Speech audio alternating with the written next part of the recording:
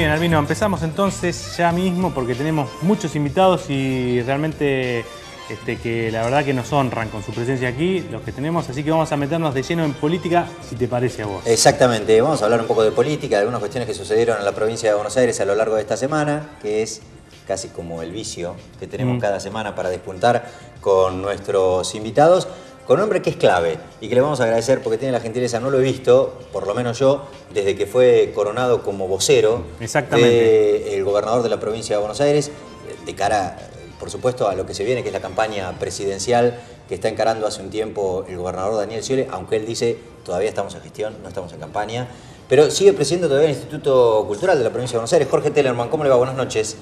Gracias. Muy buenas noches, al contrario, gracias por invitarme. Gracias por venir. Sí, al frente, ¿no? Del Instituto Cultural de la provincia de Buenos Aires. Sí. He hecho un alto de reuniones sobre eso, ya preparando las actividades fuertes del verano, con ese museo de arte contemporáneo en Mar del Plata que tanta satisfacción nos ha dado y que sigue dando, porque realmente se convirtió en un faro y en un centro de atracción, no solamente para Mar del Plata y la región, para toda la provincia y el país, con las actividades de inclusión social que hacemos, así que por supuesto sigo con eso. Sí, además yo justo leí como una especie de defecto profesional que siempre leemos el boletín oficial, leí el boletín oficial de la designación como vocero y es ad honorem. Absolutamente. No, claro. Ahí me quejé, pero no hubo caso. Con eso Daniel es terminante. Así que vocero del gobernador, digamos, una figura que creo que usted ya la ejerció. En realidad vocero fui uno de los primeros, porque lamentablemente ya tengo bastante más edad que ustedes, pero eso les va a pasar también, el tiempo pasa. Es inexorable, ¿sí? Inevitable, pasa, que en realidad me permitió volver a mi gran amor, que es la provincia de Buenos Aires, porque yo cuando era periodista y creí que por unos meses, tal como había dicho con Antonio Cafiero, en el Muso, previo al movimiento de la renovación, ese momento políticamente tan importante, creo para la Argentina y no solamente para el peronismo, y que sí, Antonio, por una cuestión de cariño y de militancia, voy. Pero sepa que son unos meses y yo vuelvo al periodismo, que es mi pasión. Claro, porque usted estaba trabajando con Badía, entre otras cosas. Entre otras cosas con Badía. A mediados de la década de los 80, y lo convoca Cafiero para Cafiero para hacerlo, yo estaba cerca del Muso y de la renovación, para ser su jefe de prensa de la campaña, esa campaña que me parece fue epopélica y decisiva, el primero, ganando internamente, yendo por afuera y legitimando su rol de conducción al peronismo y luego ganando las elecciones en el 87, siendo gobernador, para luego, en aquel momento, llevar la democratización a fondo, a tal punto que pudiendo ser candidato, como recordarán, porque toda la estructura del peronismo. Sí, es cierto. Le decía a Cafiero. Se somete a una interna. Se somete a una interna. Y él lo decía, Jorgito, si nosotros somos renovados, si efectivamente venimos a democratizar, como lo hicimos, a renovar el peronismo, tenemos que llevarlo a las últimas instancias. A todos nos pareció muy bien. De hecho, muchos de los que éramos jóvenes en esa época volvimos a militar en el peronismo con convicción por ese liderazgo.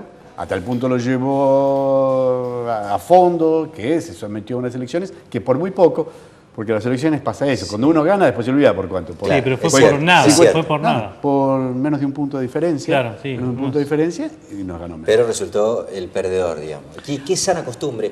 ¿Sabés qué? El otro día recordaba, pobre el juez Blanco, fallecido recientemente, en algún momento estuvo con nosotros en este programa y elogiaba mucho, un tipo, digamos, que laburó muchísimo tiempo, más de 35 por la funcionalidad que tiene, digamos, 35 elecciones. Llevando adelante elecciones en la provincia de Buenos Aires, muy contento y elogió mucho la reforma electoral que habilitó las PASO. Claro que sí. Pero lamentablemente después no se usaron mucho. Bueno, no es una sana costumbre, lamentablemente, de los partidos políticos. Eso es una de las cosas, me parece que si sintetizamos mucho y pensamos en esa crisis terminal que tuvimos, casi terminal afortunadamente, porque pudimos zafar en el 2001-2002 de toda la Argentina, que ha tenido un costado, una pata económica, una pata social, una pata política. La económica y la social, después puede haber opiniones, cuanto más o cuanto menos, pero efectivamente estamos mejor. Se emergió un poquito. En lo económico y en lo social. Ahora, el sistema político que impresionó en el 2001-2002, eso y la cultura política es la que me parece que más todavía lo tenemos como asignatura pendiente. Y vamos a ver qué pasa en las próximas elecciones.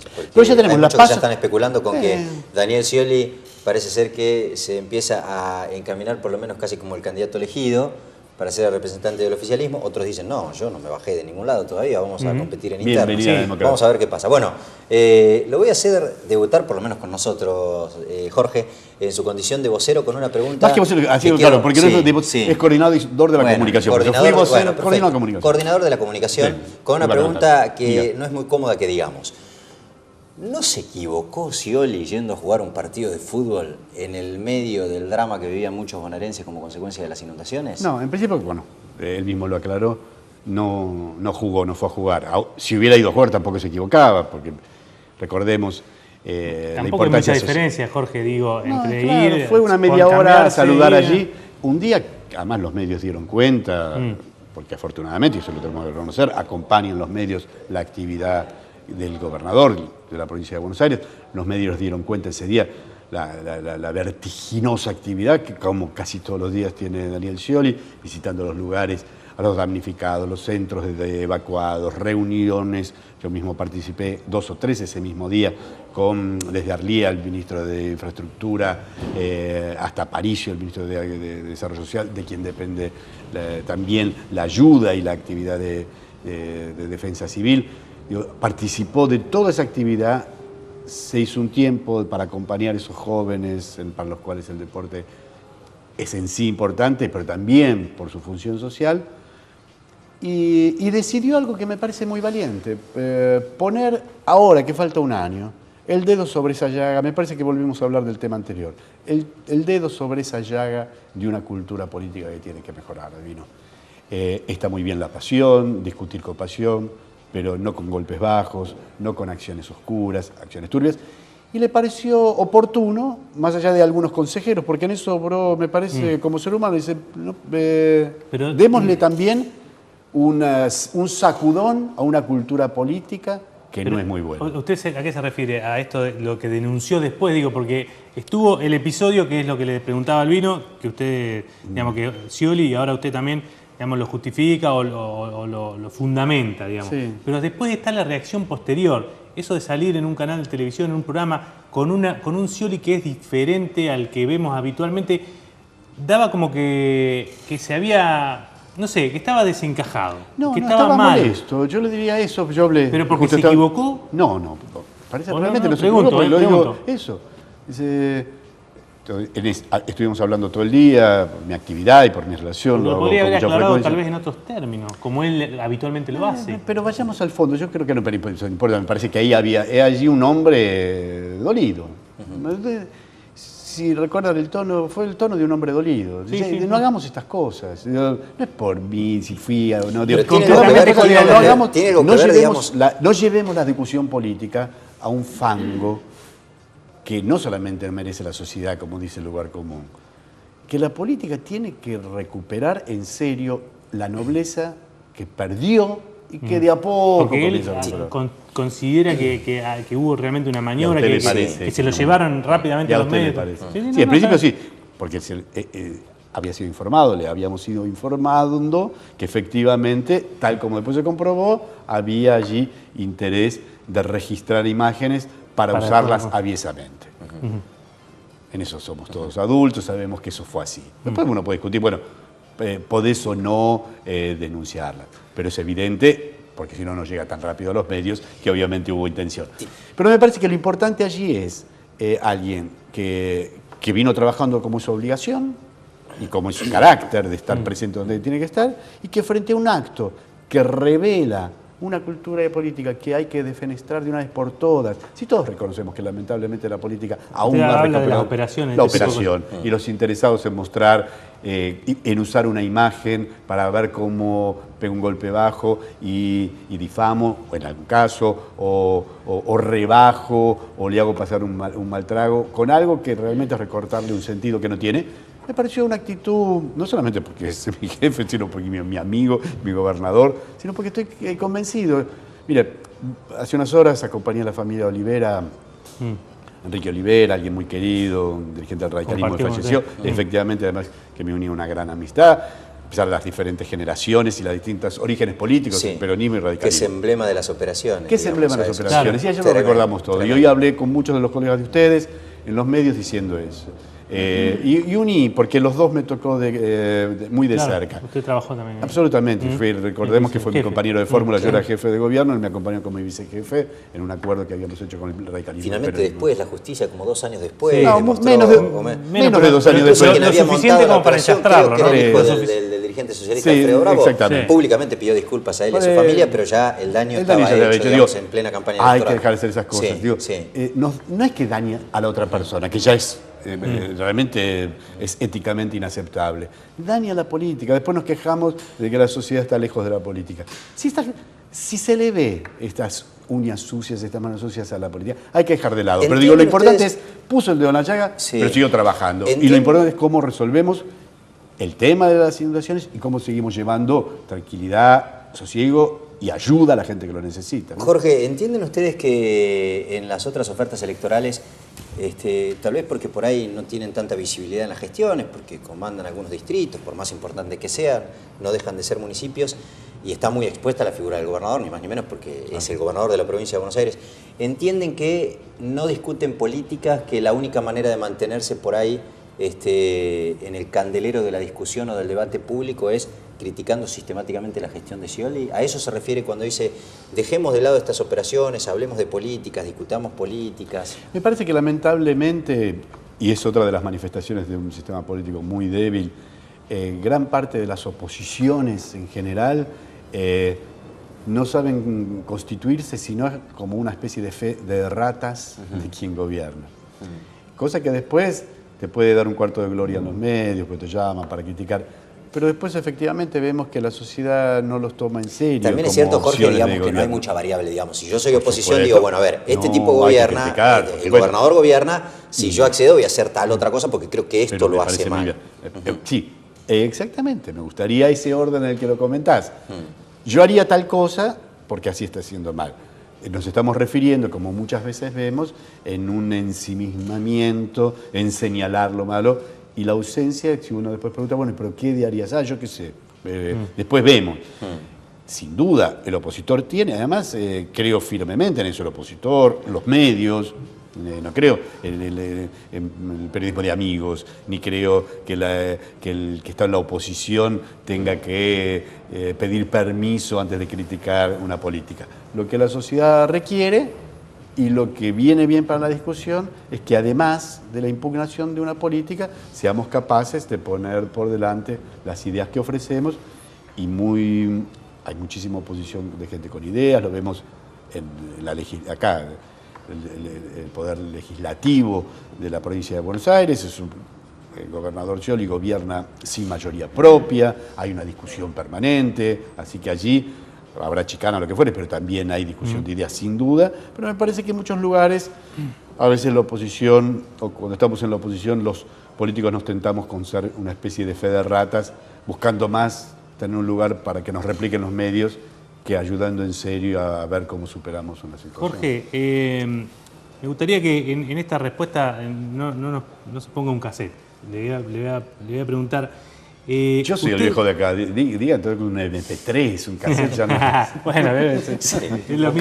cassette. Aplíquele a la audiencia joven, ¿qué era? Con la lapicerita, ¿sí te acordás? Eso, bueno, queda la frase, la metáfora queda del cassette, pero en realidad es que no repita una grabación. Vamos a sacarle la metáfora. No, porque le quiero preguntar si el sciolismo, digamos, ¿por qué en estas últimas semanas se advierte que ya no hay más críticas del kirchnerismo? Digamos, porque me parece que está pasando lo que siempre pasa, menos mal, algunas de las cosas que hablamos, por lo que hemos hablado acá, también me permitan referirme a un pasado reciente como para poder solidificarlas y argumentarlas. Con esto lo que le quiero decir es que se admite desde el sciolismo que antes no era tan así. Pero empieza a suceder lo mismo que sucede en el peronismo, por eso tiene mayor capacidad de gobernar. Después discutamos si al televidente le gusta cómo gobernamos o no. Pero sí nos reconocen, aún los que no les gusta mucho cómo gobernamos, que sabemos gobernar. Sí. Que sabemos gobernar mejor. Entre otras cosas, porque el peronismo es capaz, a diferencia de otras fuerzas políticas, y no lo digo con alegría, lo digo con pena, porque me encantaría que haya un sistema político más fuerte, a medida que se van acercando las horas de las definiciones, en donde uno lidera y el otro acompaña, se empiezan a quietar las críticas porque también a veces es una negociación la crítica, una negociación de lugares. Y bienvenida, pues yo creo en la política como espacio de acuerdo y de negociación transparente y de cara a la sociedad o a las fuerzas políticas. Pero me parece que en el peronismo empieza a pasar lo que siempre pasa, que hay una gran avenida, que es una gran casa común, como me gusta decir, frase que le tomo a mi querido Antonio Cafiero. Y en esa casa común, cuando se van acercando los momentos de que se disputa en serio el poder político, las elecciones, se dejan de lado un poquito. Lo único que no hacemos es autodestruirnos. No nos vamos a autodestruir y empezamos a entender. Entonces el kirchnerismo empieza a entender que es Scioli el camino que le va a permitir. Empieza a entender. Yo creo que el peronismo en general, la gran casa del peronismo y sus aliados, me parece que sí, con muchísimo respeto por los adversarios que aún dicen que se van a presentar a las PASO y que por supuesto están no solamente en todos sus derechos, sino en la necesidad para seguir dándole vigor al peronismo. Pero me parece que sí, que ya la calle peronista, para decirlo de alguna manera, empieza a decir la el calle candidato peronista, los análisis, las cuestiones que a veces se publican y que uno ve a veces reflejadas en los medios y da la sensación que son especulaciones que hacen los dirigentes, los periodistas que redactan, que escriben alguna crónica y demás. Lo que también es cierto es que en el fondo muchas veces hay mensajes de dirigentes políticos encumbrados que dejan colar, digamos, algunas versiones y demás. Uno ve los diarios, yo estaba viendo en los últimos días que parece ser que incluso hasta la presidenta ya ha resuelto que sea el candidato Daniel Scioli. Yo le pregunto lo siguiente, ¿Scioli desea que Cristina lo señale con el dedo y diga ¿es nuestro candidato o ya definitivamente está preparado para disputar la representación del oficialismo en internas? Siempre lo dijo Scioli, en eso no hay por qué ser intérprete. Él quiere someterse a lo que sea más conveniente para garantizar, él cree, muchos creemos, que él es garantía de varias cosas. Una esencial para el peronismo es garantía del triunfo. Es el candidato del peronismo que más puede garantizar y yo creo que es quien más puede garantizar en general un triunfo. El único capaz de ganarle o a Massa o a Macri en una segunda vuelta. Hoy claramente quien está mejor situado en las preferencias, aunque falta mucho tiempo, no solamente entre los peronistas, sino los otros dos candidatos que citaste. Para no hablar de Luren, que lamentablemente aún sigue tan poco firme, ¿no? tan débil. Pero me parece que esa es la conducta que además es conveniente, es más responsable ver cómo garantizo, por un lado, al electorado que quiere que gane el peronismo, la victoria, y también cómo garantizo al resto de los sectores internos de ese gran universo del peronismo que yo soy creíble y confiable para los acuerdos, porque gobernar es acordar entre los distintos sectores de un país, las fuerzas del trabajo, la fuerza de la producción, los empresarios, los trabajadores, la CGT, las clases medias, y entonces, por supuesto, también hacer ser permeable a las corporaciones no es lo mismo, ¿no? Todo lo contrario. Si no acordás, te sos permeable. Eso es una de las cosas de... Es que el individualismo, esa especie de actitud narcisista de James Dean, de rebelde sin causa, es el único que después es permeable a las grandes corporaciones. La única política, la única gobernanza, como se dice, el único buen gobierno que no es permeable a los grandes poderosos, es el que sabe acordar con los trabajadores, con los empresarios, teniendo un norte hacia donde querés ir. Quiero tener un país desarrollado, con una industria nacional que agregue valor, con buenos salarios, con equidad y con justicia. Y tengo que acordar. ¿Le tocó gobernar así en una provincia complicada? La provincia de Buenos Aires no es un poco complicada. La provincia de Buenos Aires es el espacio más complejo que tiene, yo diría aún, en términos de comparación, más complejo que gobernar la nación. No solamente porque es el 40%, como sabemos, somos el 40% de la población del territorio. Sino que se depende mucho de Nación. Sí, y porque para otro programa sigue teniendo lo que es el gran desafío no de la provincia de Buenos Aires y de la Nación, un área metropolitana, un conurbano, claro. Un área metropolitana, donde vivimos casi el 40% de los argentinos, que efectivamente muestra lo mucho tenemos que mejorar también en problemas de distribución, de población, de infraestructura, etc. Yo se lo pregunto, Jorge, digamos, porque la oposición, ya la última pregunta, porque ya estamos excedidos, la oposición y esta semana han reflotado, digamos, críticas en ese sentido, sistemáticamente apuntan a Scioli que subejecuta presupuestos, le objetan algo relacionado con eso, digamos, en cuestiones vinculadas con obras para inundaciones, obras hidráulicas y demás. Entonces, la pregunta es, no se gestiona porque el que gestiona es malo gestionando o porque la verdad es que administra miserias? No, los números son, en ese sentido, son muy favorables a lo que podemos mostrar. No me tengo que aburrir a la audiencia con eso, desde cómo estaba endeudado la provincia, cómo está ahora. Un banco provincia que estaba no quebrado, pero que el gobierno, el tesoro de provincia tenía que auxiliarlo. Hoy es un banco superavitario que ayuda a la producción. Lo que se ha construido en infraestructura, en pocas semanas más acá termina la autopista Buenos Aires-La Plata, que va a ser una autopista tan importante para el crecimiento de la región, el puerto de contenedores también acá, la ruta 6, etcétera, etcétera. Se ha hecho mucho. Pero la complejidad va mucho más allá de la obra, es un pensamiento estratégico, cómo pensamos la totalidad del país.